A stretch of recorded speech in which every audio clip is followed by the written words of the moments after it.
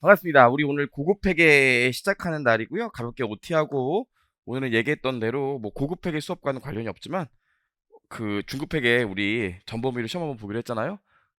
25문제 주옥 같은 문제를 뽑아왔습니다. 그래서 오늘은 2시간 반 정도 고급 회계 하고 그 중급 회계 전체 범위 시험 한번 보고 우리 얘기도 좀 하고 가고 본격적으로는 내일부터 고급 회계를 나간다고 생각하시면 되고요. 고급 회계가 정말 정말 중요해요. 세무사는 사실 아예 안 해도 되는데 회계사는 반드시 하셔야 되거든요. 그래서 OT를 잠깐만 해보면 이 강의는 회계사용 고급 회계 강의예요. 세무사 하시는 분들은 유튜브에 해커스 경영 유튜브에 올라가 있는 무료 강의 보시면 돼요. 회계사용입니다. 일단 우리 고급 회계를 보면 뭐 저희 이게 얘기를 하는 게 여기 CPA가 있고 회계사가 있고 세무사가 있으면 뭐 세무사 얘기를 하겠다는 거 아니에요. 우리 지금 세무사 수업이니까. 우리 중급 회계만 보면 중급 회계 1차가 있을 거 아니 전혀 쓸 내용이 아니죠. 1차만 보면 난이도 있고 그 다음에 문제 사이즈 있어요. 문제 사이즈 보시면 문제 사이즈는 회계사가 당연히 커요. 1차도 당연히 큽니다. 우린 1분 40초 때 한 문제를 얘는 1분이고 하지만 신기한 게 1차는 난이도가 거의 비슷하거나 어떨 땐 시간의 압박 때문에 이게 더 어려울 때도 있어요. 진짜 생각보다 오히려 회계사는 그 상대평가가 되면서 나올 것만 딱 내거든요. 그래서 그렇게 막 어렵지 않은데 세무사는 시간이 짧기 때문에 좀 어려운 문제가 나올 때도 있다고요. 그래요? 2차를 보죠. 2차를. 2차 중급 회계만 놓고 보면 중급 회계만 놓고 보면 또 두 개. 난이도, 사이즈, 사이즈 보시면 비교가 안 돼요. 비교가 안 돼요. 재무회계만 놓고 본다면 뭐 압도적으로 문제가 회계사가 큽니다. 당연히 커요. 난이도 어떨까요? 난이도 이것도 비교가 안 돼요. 비교가 안 돼요. 비교가 안 돼요. 다만 회계사 2차 같은 경우에는 절대평가를 맡기면서 과목별로 어떤 과목이 특정 막 너무 어렵고 그러면 안 될 거 아닙니까? 물론 뭐 매년 폭탄 과목이 나오지만 재무회계 같은 경우에는 사실 최근에 문제를 보면 뭐 어렵게 나온 적이 없어요. 그냥 전체 범위를 고르게 정확하게 내죠. 물론 올해 회계사 2차 같은 경우에는 그래도 좀 난이도가 있었는데 그래도 다 풀만하다는 얘기를 했어요. 재무관리나 원가회계처럼 뭐 생각도 못했던 것들이 나오지 않거든요. 뭐 그래요. 뭐 그런데 사실 이렇지만 배우는 건 거의 똑같다고요. 거의 정말 한두 개 차이 한 두 개 정도 차이 나요. 거의 똑같아요. 근데 왜 회계사가 회계와 관련해서 최고의 시험이냐라고 물어본다면 고급 회계 때문에 그래요. 고급 회계 아예 비교 대상이 없죠. 고급 회계를 2차에 보는 시험이 아예 없고요. 1차도 고급 회계를 시험 범위로 다루는 게 회계사 있고 세무사 있는데 세무사 같은 경우는 1차에 한 문제 어쩌면 0문제 어쩌면 두 문제 나오는데 우리는 10문제가 나오잖아요. 그래서 아예 달라요. 아예 다른 시험이라고 보시면 돼요. 그래서 얘 같은 경우엔 고급팩의 특징이 뭐냐면 1차부터 사이즈가 1차부터 사이즈가 고급팩의 문제들이 커. 연결 같은 건 문제 막 반 페이지고 막 그렇다고요. 커. 사이즈도 커. 난이도 난이도도 높아요. 뭐 비교할 수 있는 시험 자체가 없어요. 뭐 그렇습니다. 2차 2차 되면 어떻게 될까? 고급팩의 문제 사이즈가 제일 크죠. 읽다가 끝나는 경우도 많아요. 문제가 크거든요. 뭐 작은 부분도 있지만 보통 문제가 좀 커요. 난이도도 난이도 고급회계 못하는 분들이 되게 많거든요. 여러 가지 이유가 있어요. 가장 뒤에 배우기 때문에 못하는 경우도 있고 제끼는 경우도 많고 그랬는데 난이도 꽤 높은 편이에요. 그래서 이 회계사 같은 경우에는 1차 보면 중급회계가 15문제 나오고 아 이거 미친 거 아니야? 25문제 나오고 고급회계가 10문제 나오죠. 원가랑 정부에게는 제가 얘기할 게 아니니까. 2차 같은 경우엔 재무회계에서 총 보통 요즘에 12문제 나와요. 보통. 최근 몇 년 사이엔 12문제 이렇게 나오는데 보면 요게 8개 나오고 요게 4개 나오거든요. 그쵸? 한 주제도 빠짐없이 늘 전체 주제가 4개씩 나와요. 그쵸? 옛날에는 저 공부할 때만 해도 선생님도 이런 얘기 했어요. 고급회계 어려우면 제끼자. 딴 거 맞추면 되지 뭐 고급회계 틀린다고 뭐 크게 달라지겠냐 그러지만 고급회계를 제끼고서는 절대 합격할 수가 없어요. 어. 생각보다 고급회계는 나왔던 게 또 나오고 나왔던 게 또 나오고 물론 가끔씩 지엽적인 게 나오기도 하지만 나왔던 게 또 나오고 나왔던 게 또 나오고 하기 때문에 본인이 한번 깨달으면 뭐 틀리기도 쉽지 않아요. 뭐 복습할 것도 그렇게 많지도 않고. 고급회계의 매력이 뭐냐면 배울 때는 어려운데 다 끝나고 나면 다 똑같다는 생각이 드실 거예요. 음. 고급회계 느끼면 안 돼? 아시겠지만 2025년도부터는 어떻게 됩니까? 별도의 과목이죠. 아예 과목이 빼잖아. 달라지는 게 하나도 없어요. 지금 이거 합해서 150점인데 2025년 되면 100점 50점이라고요. 굳이 과목을 나눠요. 이유는 하나밖에 없어요. 요거 다 제끼고 요거만 맞춰서 6점 넘는 애들이 있기 때문에 나눈 것 뿐이에요. 그쵸? 그래서 고급회계를 제끼면 안 된다. 생각보다 고급회계가 쉽다. 지금부터 고급회계 열심히 해볼 거다. 좀 생각을 해보시면 되고, 그래서 첫 번째 좀 주의사항 보면 고급회계 제끼면 안 돼요. 고급회계 중요해. 이것도 안 쓰려다가 그냥 쓰는 건데 중요해. 하트 중요해요. 얘를 제끼고서는 회계사가 될 수 없어. 그러면 나중에 회계법인 들어가면 당연히 연결해요. 우리 재무제표 연결 재무제표잖아요. 이거 못하면 말이 안 돼. 실제로 한 조그만 회사도 다 연결하고 그러는 건 4년차 임차지 정도 돼야지 이제 연결하고 하기 때문에 고급 회계에서 시간을 많이 잡아먹는 경우가 많아요. 이걸 잘하셔야 돼. 실무 가면 우리 중급 회계 했던 것들은 다 잘해요. 회사분들도 잘해요. 어떤 회사는 사이 좋으면 자기들끼리 뭐 다 한다고요. 요즘은 다 자기들이 하지만. 근데 고급 회계는 못하는 경우가 많기 때문에 고급 회계를 진짜 잘해. 고급 회계를 잘해야 진짜 회계사입니다. 두 번째로 보시면 고급 회계에서 우리가 아셔야 될 게 이 고급 회계 말 문제가 있고 계산 문제가 있는데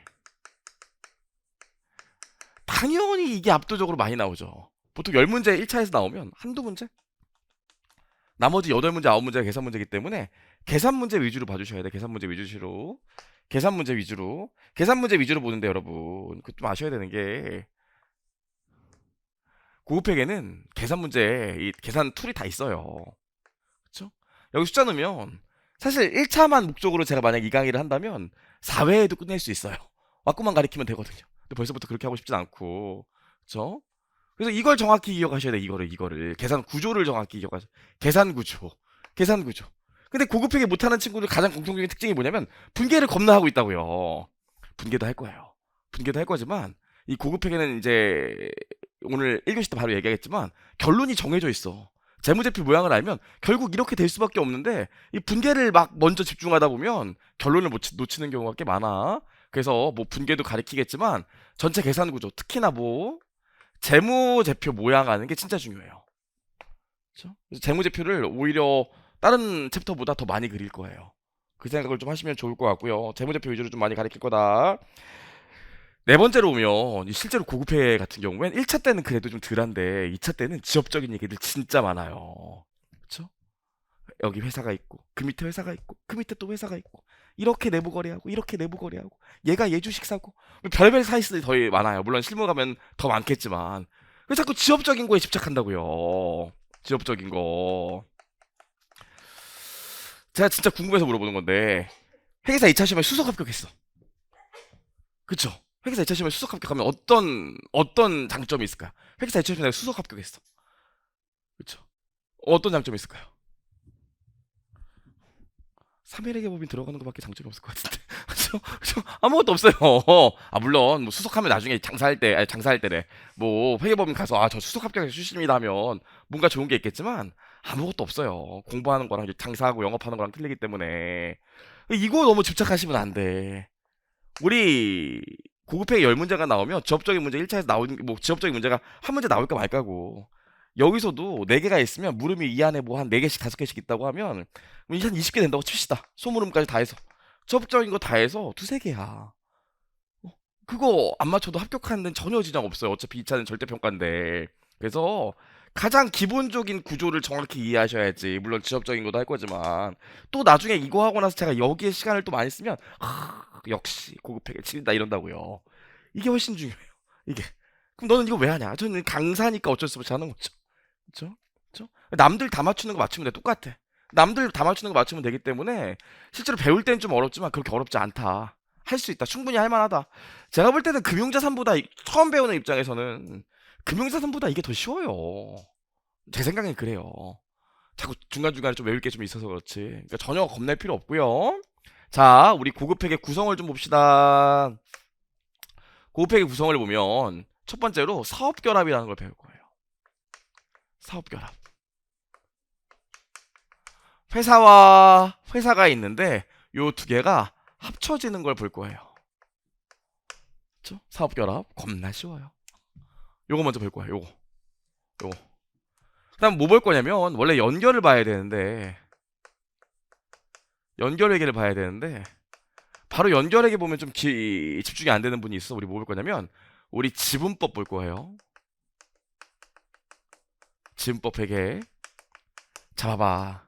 뒤에서 봤지만 우리 회사와 회사가 어떤 회사가 어떤 회사를 자기 마음대로 할 수 있는 방법이 두 개 있다고 제가 중급 회계 때 얘기했었죠. 아직 본격적으로 시작을 안 했으니까 어려운 용어는 안 쓸게요. 어떤 회사가 어떤 회사를 마음대로 할 수 있는 방법이 뭐라고 그랬어요? 돈 주고 그 회사의 자산과 부채를 다 사면 된다고 그랬죠. 그럼 여기서 배울 거예요. 또 어떤 방법이 있을까? 어떤 회사가 어떤 회사를 마음대로 할 수 있는 방법이? 그 회사의 의결권 있는 주식의 50%를 초과해서 취득하면 주주총회에서 내가 손을 들면 내가 짱이죠. 그쵸? 그게 뭐라고 그랬어요? 주식 인수예요. 그걸 우리 여기서 배워볼 거라고요. 근데 이 지분법 회계는 뭐냐면 우리 지분 상품을 취득하면 지분율이 0%부터 20% 미만일 때는 어때요? FVPL이나 FVOCI로 회계 처리한다고 그랬죠? 공정가치 평가만 하잖아. 인트로예요. 그쵸? 근데 이런 경우가 있다고요. 지분율이 20% 이상에서 50%까지가 있다고. 얘는 어떨까요? 얘는 그래도 어느 정도 영향력을 미치거든요. 제가 저번에도 얘기했죠. 썸 타는 사이. 썸 타다 보니까 공정가치 평가하다 그 사람이 키는 큰 것 같고 뭐 이런 얘기 하잖아요. 이거 뭐예요? 사귀는 사이 영향력을 미치잖아. 나를 완전히 지배하지 못하더라도. 그래서 이런 경우엔 유의적인 영향을 미치기 때문에 뭐라고 피냐면 관계기업 투자 주식이라고 얘기 처리할 거예요. 관계기업 투자 주식이요. 왜냐면 유의적인 영향을 미치거든요. 영향을 꽤 미치거든. 얘는 영향 못 미쳐. 썸 타는 사이니까 공정가치 평가만 하고 딱 끝내는 거고. 얘는 어느 정도 영향을 미칠 수 있는 관계라고요. 제가 저번에도 얘기했죠. 우리 엄마 같은 제가 결혼하고 났더니 저희 엄마는 저한테 유의적인 영향력밖에 못 미치더라고요. 이런 경우에요. 그 다음에 50%를 아예 초과해서 이 회사의 주식을 100% 갖고 있는 경우가 있다고요. 저희 아내죠. 그렇죠? 그럼 이건 어떻게 처리해? 종속기업 투자 주식이라는 계정으로 회계 처리할 거예요. 근데 얘네들을 기말에 어떻게 측정해? 저희 아내 저 공정가치 평가 안 해요. 살이 쪘는지 빠졌는지 머리 스타일 바꿨는지 안 바꿨는지 관심 없어요. 그냥 살아가는 거죠. 그렇다고요. 실제로 얘네들은 공정가치 평가를 안 하고 뭘 하냐면 지분법으로 개별 재무제표에서 회계 처리할 거예요. 그래서 우리 일단 요걸 먼저 배울 겁니다. 괜찮을까? 요거 배우고 나서 요 상태래. 내가 지분율이 50%부터 100% 사이래. 50%를 초과했대. 그럼 실질적으로 내가 지배할 수 있는 회사지. 그럼 이 A 회사가 있고 B 회사가 있는데 A 회사가 B 회사의 주식에 지분율 50% 초과해서 취득했대. 그럼 A 회사는 실질적으로 B 회사를 지배할 거 아닙니까? 어렵지 않죠? 그럼 실질적으로 지배하니까 야 너랑 나랑 재무제표는 따로따로지만 실질적으로 내가 너를 지배하는데 우리 재무제표 한번 합쳐볼까? 그래서 A의 재무제표가 있고요. B의 재무제표가 있는데 이거 우리 한번 합쳐볼까? 우리가 합치면 어떤 모양의 재무제표가 될까? 이게 연결회계예요. 이거 배울 겁니다. 요 순서로 배울 거야. 요 순서로. 겁나 신기한 게 뭔지 알아? 이거 다 똑같은 얘기를 계속 할 거라고요. 그쵸? 했던 얘기 또 하고 했던 얘기 또 하고 했던 얘기 또 하고 그래요. 만약에 여러분이 고급회계 종강할 때 어느 정도 이해도가 있으면 물론 지금은 바로 안 되겠지만 어느 정도 이해가 있으면 딱 끝나고 나면 뭐야 이거 다 똑같은 소리잖아. 결국 다 똑같은 거네. 방법론만 좀 차이가 있는 거지. 이런 생각이 드셔야 될 텐데. 드셔야 될 텐데. 그래요. 물론 이 연결회계는 굉장히 문제가 내용이 많아요. 그래서 우리가 기본 기초 내용을 한 챕터에서 배울 거고요. 그 다음에 A 회사와 B 회사가 서로 내부 거래하는 게 있거든. 내부 거래 배울 거야. 그리고 또 복잡한 얘기들이 있어요. 이 세 가지를 배울 거예요. 응. 이게 제일 중요해. 뭐 선생님들 배울 때 연결회계 시간을 제일 많이 쓰는데 1차 때는 연결회계가 문제가 제일 많이 나오기 때문에 그런데 2차 때는 뭐 한 문제씩 나와요. 한 문제씩. 배점은 이게 좀 더 높일 수 있어. 그래요. 그래서 우리 이번 고급회계에서는 사실 요 세 가지 배우는 거다. 제일 중요하다. 우리 지금 12회 잡혀있는데 12회 중에서 거의 7회에서 6회를 연결회계에 쓸 거다. 이렇게 생각하시면 돼요. 정말 중요합니다. 다 끝나고 나면 처음 배울 땐 막 이럴 수 있지만 다 끝나고 나면 논리가 똑같기 때문에 뭐야 이거 그냥 숫자 넣으면 되는 거 아니야? 이런 생각하실 거예요. 그렇죠? 제가 그 우리나라에서 금융자격증 가리키는 게 있는데 우리나라에서 그냥 압도적으로 1등이거든요. 거기도 고급회계가 있어요. 회계사 시험 다음으로 어려운 고급회계거든요. 거기서는 이런 얘기도 안 해요. 그냥 요거만 가리키지. 자, 아무 생각하지 마세요. 모르셔도 됩니다. 우리도 결국 그렇게 될 거예요. 그렇죠? 이렇게 배워볼 거예요. 자, 그리고 나서 마지막으로 뭐 할 거냐면 이거랑 별개로 단원이 하나 더 있어요. 뭐가 있냐면 우리 환산이 있습니다. 외화 환산. 외화 환산. 우리 한 번도 그런 얘기 안 했잖아. 중급회계에서 살짝 얘기했지. 뭐 있어요? 달러로 거래하는 경우가 있다고 그랬죠. 그렇죠? 그런 것들 어떻게 할 건지. 내가 지금 외국에 물건을 팔아갖고 매출 채권이 100달러 있대. 근데 요즘 환율이 진짜 미친 듯이 오르고 있잖아요. 제가 어저께 하와이 도착했지만 이번에 하와이 가고 느낀 게 뭐냐면 환율 진짜 미쳤네 이런 생각했어요. 거기 뭐 외국 가면 하와이나 괌 같은 데 가면 ABC 마트 있잖아요. 가면은 뭐 맥주도 사고 먹을 것도 사고 야식도 사고 애들 장난감도 사고 그러는데 갈 때마다 14만 원씩 나오더라고요. 깜짝 놀랐어. 아니 환율이 이게 깜짝 놀랐습니다. 그런 거 배울 거예요. 고통 배울 거예요. 그다음 우리 마지막으로 뭐 배울 거야? 파생 상품이요. 이 파생 상품은 거의 회계사 쪽에서만 시험에 나온다고 생각하시면 돼요. 이번에 세무사 2011 파생 상품이 나와서 난리가 났었지만 됐고 이거 배울 거예요. 그렇죠? 그래서 이렇게 배울 거예요. 전혀 어렵지 않습니다. 한번 할만하다는 생각이 드실 거고요.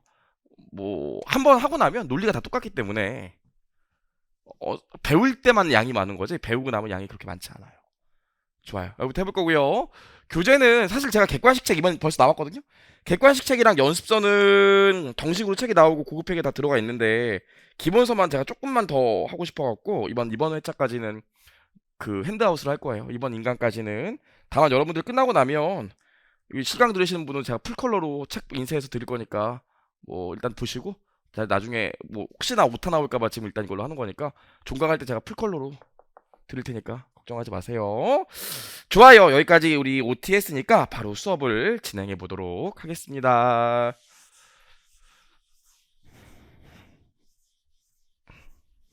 사실 여러분 오랜만에 만났고 여행도 갔다 와서 이것저것 얘기도 하고 싶고 놀고 싶고 장난도 치고 싶은데 안 되겠죠? 그러면은 자, 첫 번째로 우리 이제 사업 결합부터 볼 건데 여러분 회사를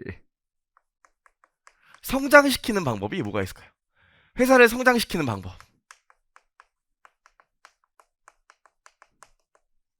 회사를 성장시키는 방법 뭐가 있을까요? 두 가지가 있는데 회사를 성장시키는 방법이 뭐가 있을까? 어떻게 하면 회사를 성장시킬 수 있을까요?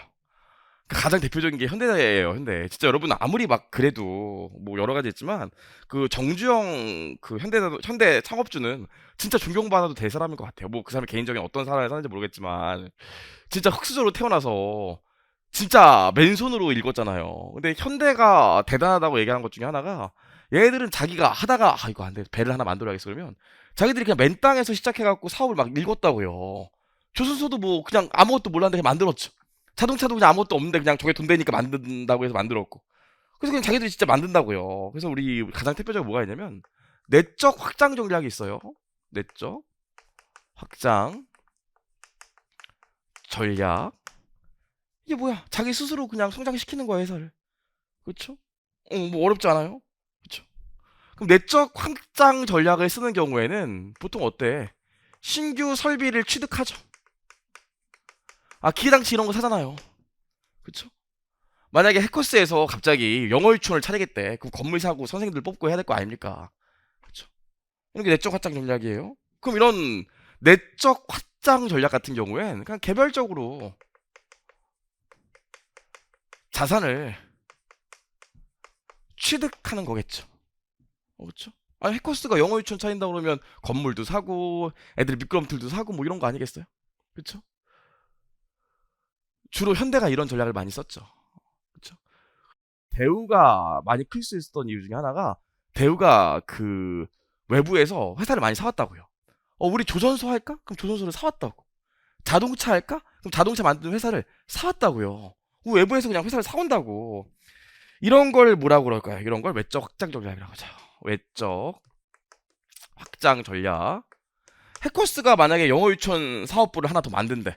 그럼 영어 유치원을 내부에서 만드는 게 아니라 잘 나가는 영어 유치원 하나 사오는 거예요. 그게 외적 확장 전략이겠죠? 그럼 얘는 어때요? 얘는 사업을 취득하는 거야. 사업을 취득. 이렇게 사업을 취득하는 걸 우리 뭐라고 그러는지 알아요? 이렇게 사업을 취득하는 걸 사업결합이라고 합니다.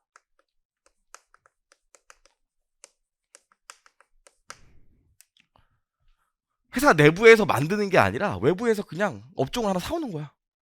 어렵지 않죠? 무슨 말인지? 그럼 봐봐. 요거 두 개가 같을까요? 다를까요? 당연히 달라. 얘는 자산을 취득하는 회계처리지만 얘는 사업을 취득하는 회계처리라고요. 두 개가 달라요. 여기까지 전혀 어렵지 않죠? 그럼 그냥 제가 재미로 얘기해볼게. 재미로. 그냥 재미로. 이 사업결합 왜 할까? 아니 외부에서 구입하면 되는데 사업결합하는 이유가 뭘까? 이 고급회계는 여러분 세 가지가 있어요. 저랑 재무회계에서 기본적인 회계 처리들을 배우고 사실 이 고급회계에서 나오는 것들의 이유들은 재무관리에서 얘기하게 돼요. 재무관리에서 구체적인 이유들을 배우게 돼요. 그리고 뭐 세무적 이슈는 세법에서 배우게 되죠. 아무튼 그런데 사업결합하는 이유가 뭘까요? 사업결합하는 이유의 가장 대표적인 게 뭘까요? 당연히 효율성이지. 첫 번째로 효율성, 다른 말로 시너지. 경영학 가면 많이 배우시는데 STX 있잖아. STX가 요것 때문에 이걸 그렇게 많이 했잖아. STX가 아주 단기에 회사가 엄청 커졌죠. 그 회장님이 이거 엄청 잘했다고요. 근데 어떤 식으로 성장시키려면 조선소가 있어. 배 만드는 회사잖아. 그 밑에 엔진 만드는 회사를 하나 사. 그 위에 뭐 하냐면 해운 회사도 하나 사. 이렇게 된다고요. 그럼 어때? 이 경기가 좋으면 해운 회사가 장사가 잘 되겠지. 그럼 배가 많이 필요할 거 아니야. 그럼 조선소에 배를 주문해. 그럼 조선소가 배 만들려니까 엔진 만드는 데서 또 엔진도 받아와야겠지. 요런 구조기 때문에 장사가 잘 되면 다 같이 잘 된다고요. 요런 것 때문에 사업 결합을 하는 경우가 많아요. 할 줄 알고 일이 겁나 벌려놨는데 경기가 안 좋아서 슉슉슉 이렇게 된 거 아니겠어요? 두 번째로 또 어떤 이유 때문에 M&A 할까요? 이게 그거예요. 시장 지배 목적이에요.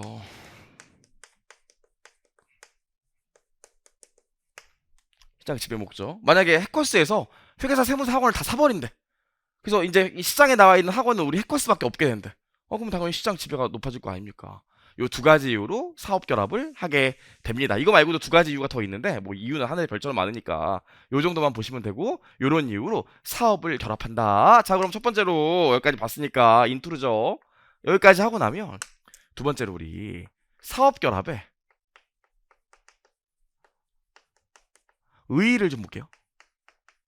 도대체 사업 결합이 뭐야? 와닿지가 않잖아요. 사업 결합이 뭐냐면 여기 A라는 회사가 있어요. 그럼 여기 B사가 있다고. 그럼 사업 결합은 뭘까? A사가 B사의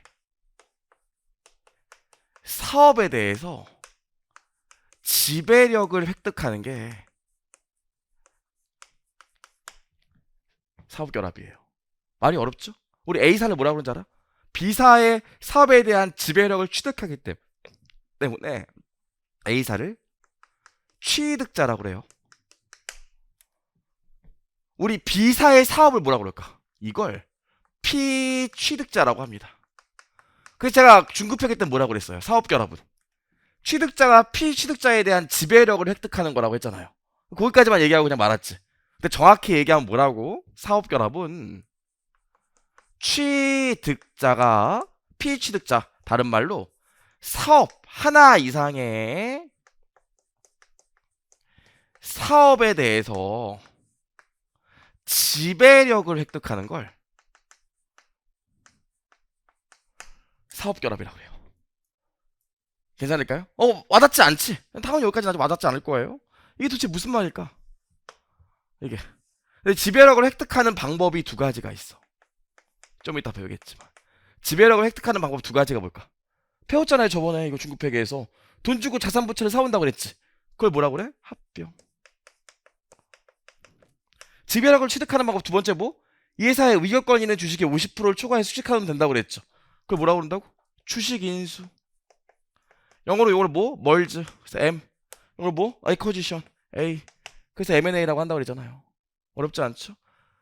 그래서 사업결합은 뭐라고? 반드시 합병을 사업결합이라고 얘기하는 게 아니라 합병과 주식인수가 있는데 더 중요한 건 사업결합은 취득자가 하나 이상의 사업 피취득자에 대해서 지배력을 획득하는 걸 사업결합이라고 합니다.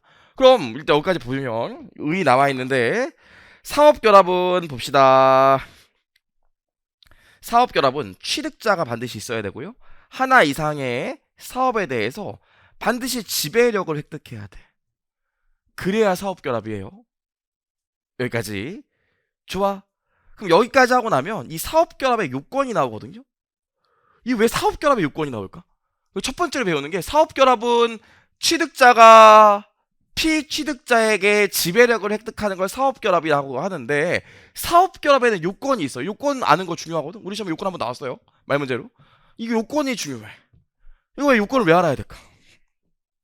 밑에 보시면 아까 얘기했잖아요. 요게 있고 요게 있는데 사업결합에 해당하지 않으면 요걸로 간다고. 그럼 요걸로 가면 뭐야? 그냥 자산 산 거예요. 만약에 삼성전자가 교육업에 진출하기로 했어. 근데 보니까 이 회계사 세무사 강의하는 데서 재무회계 가르친 윤돈이가 괜찮더래. 그래서 윤돈이라는 무형자산을 해커스에서 돈 주고 사왔대. 이거 사업결합일까요? 안 할까요? 그건 아니에요. 이건 윤돈이라는 무형자산을 사온 거잖아. 자산 취득이야. 뭘 사와야 사업결합이 돼?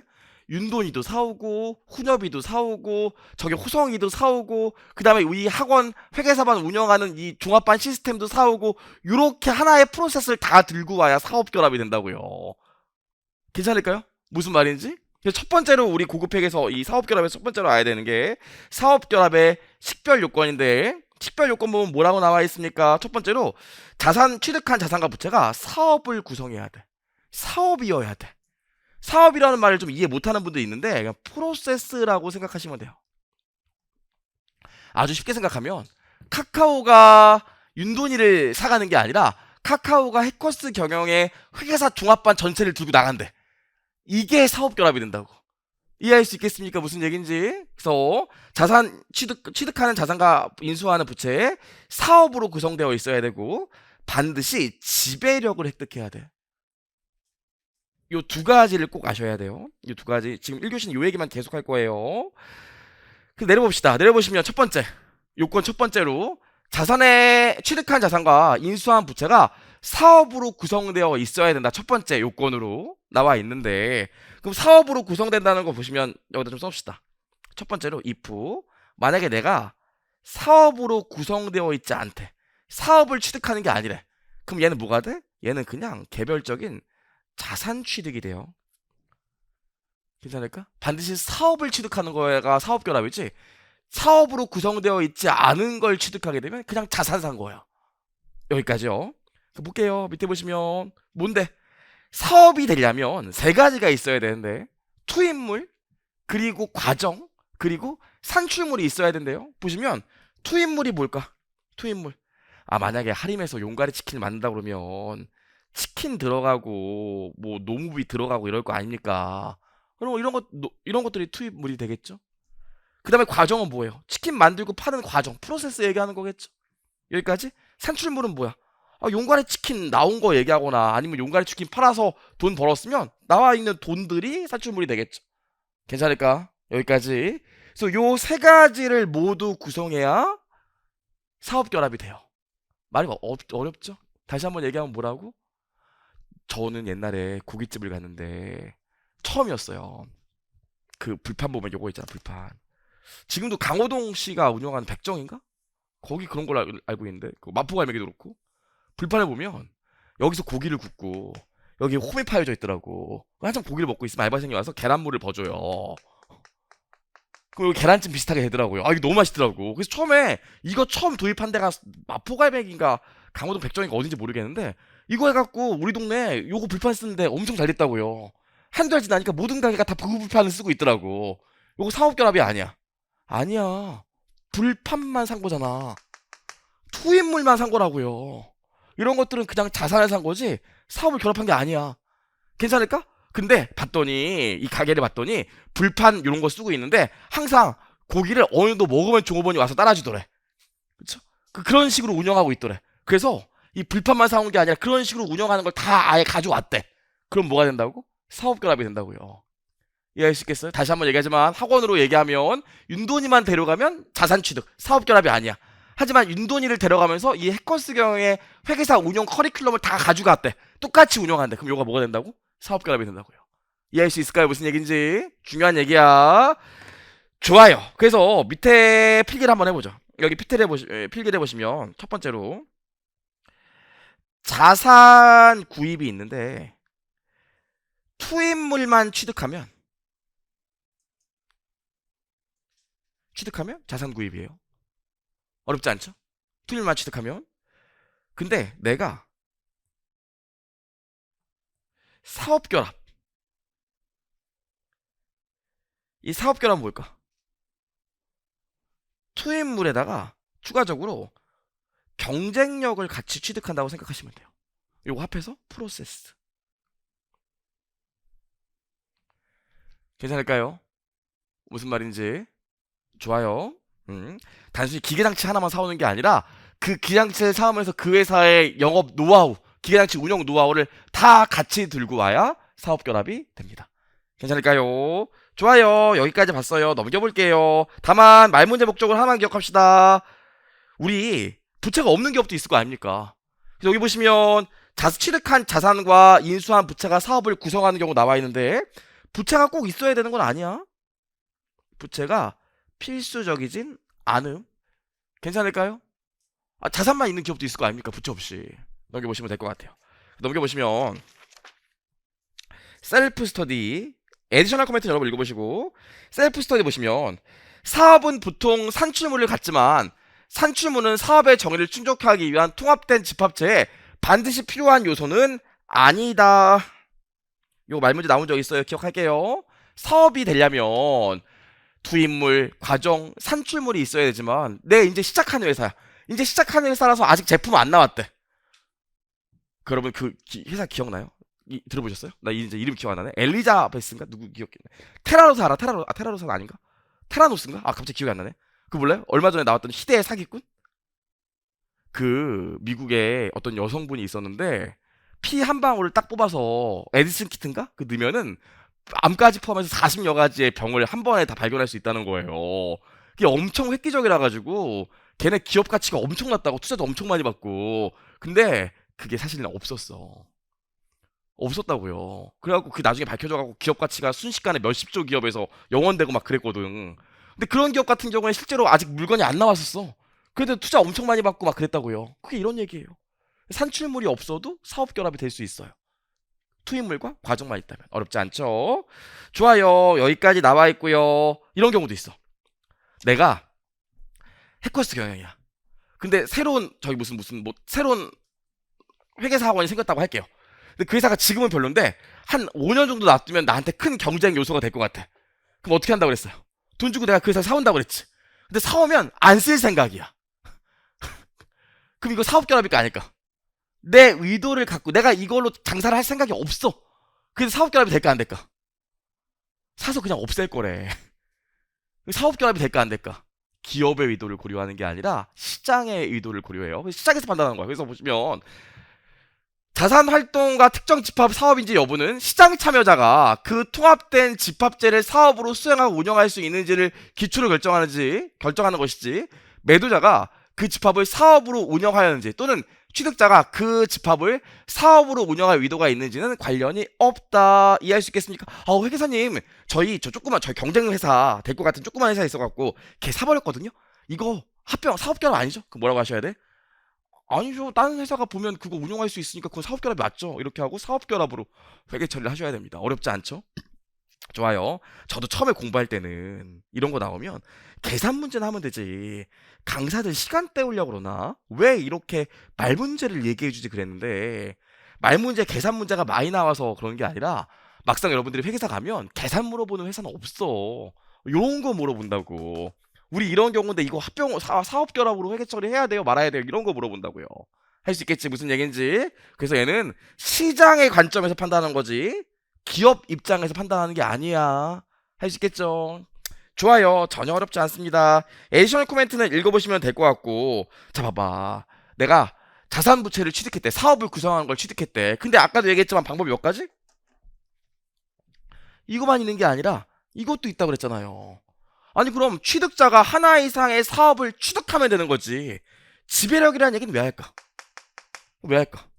지금 이 사업 결합이 되려면 취득자가 있어야 되고 하나 이상의 사업을 취득해야 된다며. 그리고 지배력을 획득해야 된다며. 아니 이거 없어도 되잖아. 그냥 이것만 사면 되잖아. 지배력이라는 얘기는 꽤 왜 나올까? 이것만 있으면 어차피 얘는 자산과 부채를 100% 사는 거기 때문에 이 얘기가 필요가 없어요.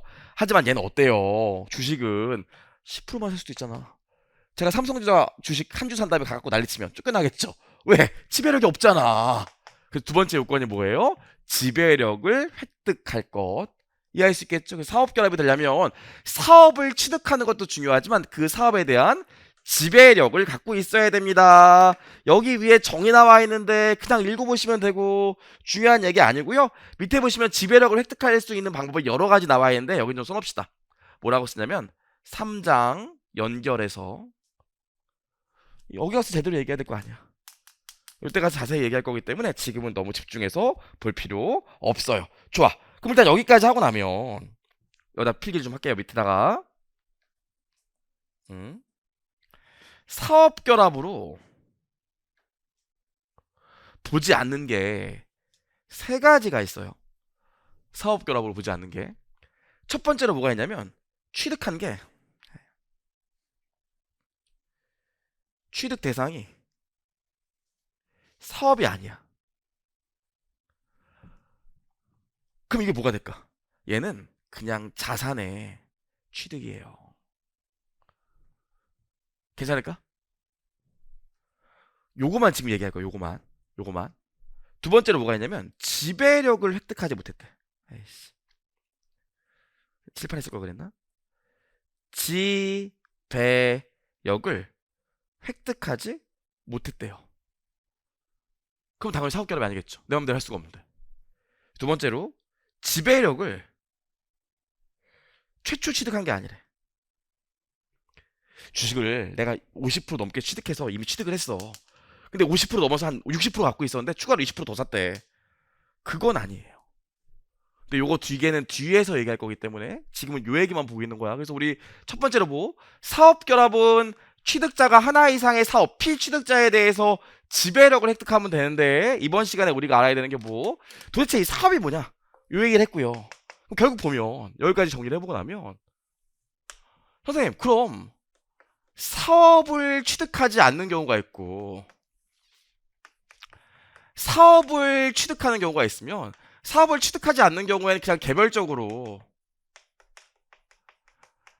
자산을 취득한 거라며 네가. 요거는 사업 결합에 해당한다며. 요거 두 개가 어떤 차이가 있기 때문에 자꾸 요 얘기만 하니 이번 시간에 이럴 수 있어요. 요거 사례가 있습니다. 단 한번 써드릴게요. 사례가 있어요. 자, 토지가 지금 공정가치가 100이라고 할게요. 토지 위에 건물이 있대. 건물의 공정가치가 100이래요. 괜찮죠? 요즘 우리 재무회계 시험의 특징이 뭐라고 그랬지?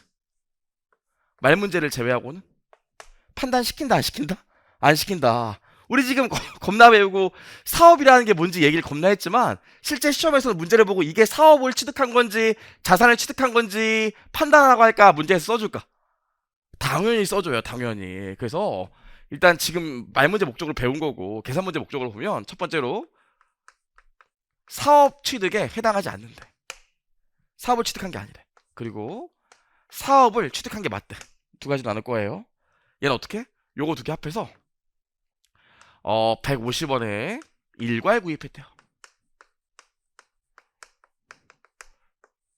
괜찮을까? 150에 일괄 구입한 경우가 있고요. 얘는 250원에 일괄 구입했대요. 그래서 요거 두 개 회계 처리가 틀려요. 우리 일괄 구입은 어디서 배웠죠? 일괄 구입? 개별 자산 취득했기 때문에 이거 어디서 배웠어요? 토지랑 건물을 같이 샀대. 토지랑 건물을 같이 샀대. 배우지 않았나? 유형자산에서? 일괄 구입에서? 그럼 이거 회계 처리 어떻게 하면 돼요? 아 그냥 자산 산 거니까. 이 경우에는 현금이 150원 들어오면서 건물과 토지를 어떻게 하면 돼? 공정가치 비율로 배분하면 돼요. 이렇게. 괜찮을까? 그래서 사업에 해당하지 않는 경우엔 개별 자산들을 취득한 거기 때문에 그냥 공정가치 비율로 안분하면 돼. 괜찮을까요? 프린터 받으셨을 거고. 사업에 해당한대. 그럼 사업에 해당하면 어떻게 될까? 이렇게 돼요. 내가 현금을 250원 주고 건물 사왔어. 지금 현재 공정가치 100원짜리로. 토지 사왔어. 지금 현재 공정가치 100원짜리로. 그럼 어때요? 건물과 토지를 각각 100원, 100원짜리인데 250원이나 줬대. 그럼 50원은 왜 더 줬을까? 이건 단순히 건물과 토지를 내가 그냥 사온 거고, 얘는 어떤 경우냐면 이 건물과 토지를 이용해서 지금 돈을 벌고 있는데 요거 사서 나도 똑같이 돈을 벌겠다는 거야. 그럼 뭐가 발생하겠어요? 요거 외에도 여기서 장사해서 목이 좋아갖고 장사 잘 된대. 나 똑같이 할 거래. 그 얼마 전에 이슈됐던 거 알죠? 남산 돈가스. 아, 그거 몰라요? 그 나중에 이제 회계사 되시고 연애를 하시게 되면 가끔씩 남산 타고 올라갈 때가 있어요. 남산 타고 올라가면 거기 올라가는 길에 돈가스 집이 쫙 있다고. 거기 돈가스 집 보면은 원래 거기서 처음으로 돈가스 팔던 집 장사 분이 있었는데 장사가 너무 잘 됐대. 근데 그 건물주가 내보냈다는 거 어느 날. 어느 날 내보내더니 간판도 안 바꾸고 거기서 그냥 그대로 돈가스를 팔았대요. 이게 문제가 됐었거든. 이게 이 경우야. 그럼 건물이랑 토지를 갖고 돈가스 집을 하고 있었는데 내가 이걸 그대로 받아갖고 샀다는 거예요. 당연히 돈이 더 들었겠지. 내가 지금 건물이랑 토지만 산 게 아니라 돈가스 집 그대로 하려고 권리금 같은 걸 추가로 낸 거라고. 이해할 수 있겠지. 그럼 여기 뭐가 발생해? 우리 무형자산 해볼 때 배웠는데 영업권이 발생하게 되겠죠. 괜찮을까요? 그래서 개별 자산의 취득 같은 경우에는 영업권이 없어요. 하지만 사업결합에 해당하면 내가 아까 뭐라고 그랬어요? 앞에 보시면 사업결합에 하는 경우 투입물만 사는 게 아니라 경쟁력도 같이 사는 거라고 그랬죠. 이 경쟁력에 해당하는 게 뭐가 되는 거야? 영업권이 발생하게 된다고요. 이해할 수 있겠습니까? 무슨 얘기인지. 우리 지금 2페이지 하고 있어요. 그래서 지금 1페이지에서 사업결합이 뭔지 얘기했고, 사업결합 되려면 취득자가 있어야 되고, 그 다음 뭐 사업을 인수해야 되고, 그 다음 뭐 지배력을 획득해야 되는데, 사업 얘기만 왜 하냐? 사업이 아니면 이렇게 되기 때문에 그래요. 할 수 있겠습니까? 무슨 얘기인지? 우리 지금부터 뭐 배울 거예요? 기회당치와 건물을 사는 게 아니라 기회당치와 건물을 통해서 장사하는 그걸 살 거라고. 사업을. 괜찮을까요? 여기까지요. 좋아요. 여기까지 해서 우리가 지금부터 배울 사업결합이 뭔지 봤습니다. 엄마가 집에 가서 물어볼 수 있겠지. 아들아, 딸아, 오늘부터 고급회계 배운다며. 회계사의 꽃은 고급회계지. 맞는 소리거든요. 회계사의 꽃은 고급회계지. 사업결합 배웠다며. 사업결합이 뭐니? 그럼 뭐라고 할 거예요? 사업결합이 뭐냐 하면 뭐라고 할 거예요? 그래도 우리가 공부를 했으니까 우리보다 늦게 시작하는 후배한테 설명을 할 수 있어야 되잖아요. 어저께 제가 이제 일주일 동안 가 있었는데 제가 진짜 영어 잘했거든요. 하와이 가 있었는데 진짜로. 근데 진짜 한마디도 못하겠다. 이제 옛날에는 그래도 내가 문장을 쭉 얘기했었는데 이제 단어도 안 떠오르더라고. 그러니까 아내가 대부분 다 했거든요. 아내가 나중에 너무 짜증내는 거. 오빠가 좀 얘기해. 그러더라고요. 야, 난 못해 막 그랬어요.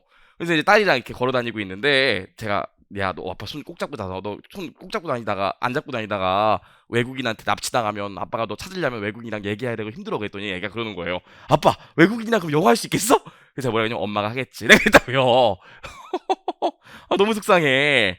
얘기할 수 있어야 된다고. 나중에 회계사 공부하는데 후배가 물어봤는데 대답 못하면 창피해요. 사업결합, 사업이 도대체 뭐예요? 그럼 뭐라고 하실 거예요?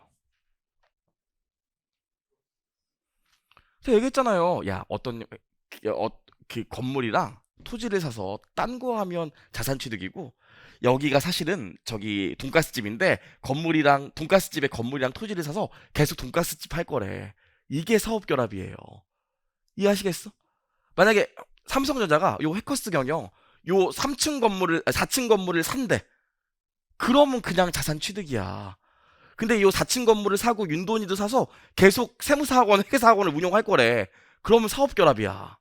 이해할 수 있겠습니까? 여기까지. 중요한 얘기 아닌 것 같지만 생각보다 중요해. 그래서 말 문제가 나오는 포인트들 지금 얘기했으니까 좀 기억해 보시면 좋을 것 같고요. 제가 줄쳐드린 것들은 꼭 기억해야 돼요. 최근에 나온 적이 있으니까. 좋아요. 여기까지죠.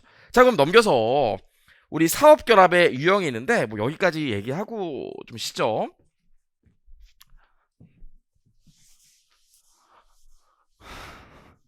아주 쉽게 얘기하면 여태까지 일반 그 중급회계에서는 토지랑 건물 사는 걸 배웠다면 여기서는 토지와 건물로 장사하는 걸 샀을 때를 배운다 이 소리예요. 토지와 건물을 사는 걸 배웠다면 이제는 뭐 학원 사는 거 배울 거다 이렇게 생각하시면 돼요. 그렇죠? 해커스 경영이라면 좋아요.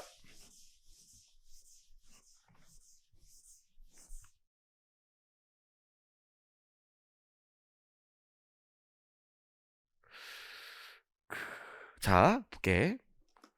이 사업결합의 유형을 볼 건데 사업결합의 유형 사업결합의 유형. 자, 첫 번째로 법적인 형식에 따라 사업결합의 유형을 두 가지로 나눌 수 있어요. 이미 했던 얘기 또 할 겁니다. 첫 번째로 뭐 합병, 두 번째로 뭐 주식 인수요. 날 봐. 여기서 미리 개괄적인 얘기를 다 할 거야.